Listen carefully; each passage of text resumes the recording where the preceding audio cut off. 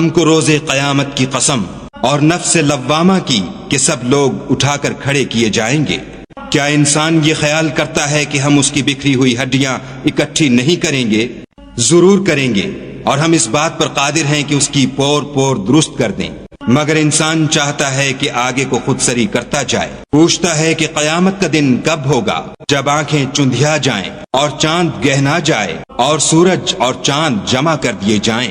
اس دن انسان کہے گا کہ اب کہاں بھاگ جاؤں، بے شک کہیں پناہ نہیں۔ اس روز پروردگار ہی کے پاس ٹھکانہ ہے۔ اس دن انسان کو جو عمل اس نے آگے بھیجے اور جو پیچھے چھوڑے ہوں گے سب بتا دیے جائیں گے، بلکہ انسان آپ اپنا گواہ ہے، اگرچہ عذر و معذرت کرتا رہے۔ اور ان سے دنیا کی زندگی کی مثال بھی بیان کر دو کہ وہ ایسی ہے جیسے پانی جسے ہم نے آسمان سے برسایا تو اس کے ساتھ زمین کی پیداوار مل کر نکلی، پھر وہ چورا چورا ہو گئی کہ ہوائیں اسے اڑاتی پھرتی ہیں، اور اللہ تو ہر چیز پر قدرت رکھتا ہے۔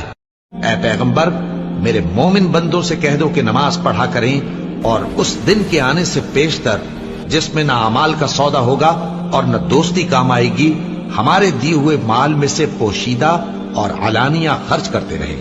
اللہ ہی تو ہے جس نے آسمانوں اور زمین کو پیدا کیا اور آسمان سے مے برسایا، پھر اس سے تمہارے کھانے کے لیے پھل پیدا کیے اور کشتیوں اور جہازوں کو تمہارے زیر فرمان کیا تاکہ وہ سمندر میں اس کے حکم سے چلیں، اور نہروں کو بھی تمہارے زیر فرمان کیا، اور سورج اور چاند کو تمہارے لیے کام میں لگا دیا کہ دونوں دن رات ایک ڈگر پر چل رہے ہیں، اور رات اور دن کو بھی تمہاری خاطر کام میں لگا دیا، اور جو کچھ تم نے مانگا سب میں سے تم کو عنایت کیا، اور اگر اللہ کے احسان گننے لگو تو شمار نہ کر سکو، مگر لوگ نعمتوں کا شکر نہیں کرتے۔ کچھ شک نہیں کہ انسان بڑا بے انصاف ہے، ناشکرا ہے۔ اور جن لوگوں نے اپنے دین کو کھیل اور تماشا بنا رکھا ہے اور دنیا کی زندگی نے ان کو دھوکے میں ڈال رکھا ہے، ان سے کچھ کام نہ رکھو۔ ہاں، اس قرآن کے ذریعے سے نصیحت کرتے رہو تاکہ قیامت کے دن کوئی اپنے اعمال کی سزا میں ہلاکت میں نہ ڈالا جائے۔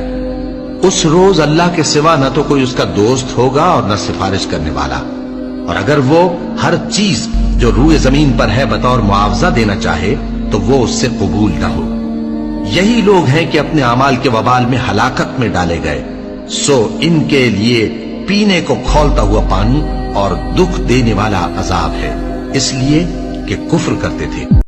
بات یہ ہے کہ حق کو قبول وہی کرتے ہیں جو سنتے بھی ہیں، اور مردوں کو تو اللہ قیامت ہی کو اٹھائے گا، پھر اسی کی طرف لوٹ کر جائیں گے، اور کہتے ہیں کہ ان پر ان کے پروردگار کے پاس سے کوئی نشانی کیوں نازل نہیں ہوئی۔ کہہ دو کہ اللہ نشانی اتارنے پر قادر ہے، لیکن اکثر لوگ نہیں جانتے۔ اور زمین میں جو چلنے پھرنے والا حیوان یا اپنے پروں سے اڑنے والا پرندہ ہے، ان کی بھی تم لوگوں کی طرح جماتے ہیں۔ ہم نے کتاب یعنی لوح محفوظ میں کسی چیز کے لکھنے میں کوتاہی نہیں کی۔ پھر سب اپنے پروردگار کی طرف جمع کیے جائیں گے، اور جن لوگوں نے ہماری آیتوں کو جھٹلایا وہ بہرے اور گونگے ہیں، اس کے علاوہ اندھیروں میں پڑے ہوئے ہیں۔ جس کو اللہ چاہے گمراہ رہنے دے اور جسے چاہے سیدھے رستے پر چلا دے۔ کہو کافرو، بھلا دیکھو تو اگر تم پر اللہ کا عذاب آ جائے یا قیامت آ موجود ہو تو کیا تم ایسی حالت میں اللہ کے سوا کسی اور کو پکارو گے؟ اگر سچے ہو تو بتاؤ۔